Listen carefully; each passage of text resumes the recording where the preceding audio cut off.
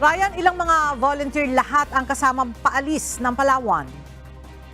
Ella, nasa mahigit 40 volunteer ang sumama sa pag-alis ng MV Felix Oca kaninang umaga. Karamihan dyan ay mga kabataan, youth leader at fisher folks representative. Alas 7 ng umaga, umalis ang MV Kapitan Felix Oca dito sa Maynila. Sakay ang mga volunteer na sasama sa 3 araw ng civilian caravan na inorganisa ng atin ito coalition.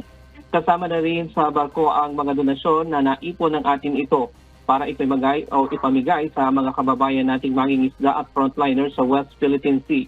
Inaasahang bukas ng umaga makakarating sa El Nido, Palawan ang barko kung saan sasalubungin naman sila ng nasa 100 mangingisda.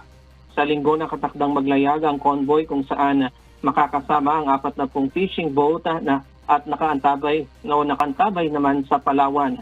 Gagabayan naman na ng mga barko ng Philippine Coast Guard ang convoy para sa seguridad ng mga sasama sa civilian caravan.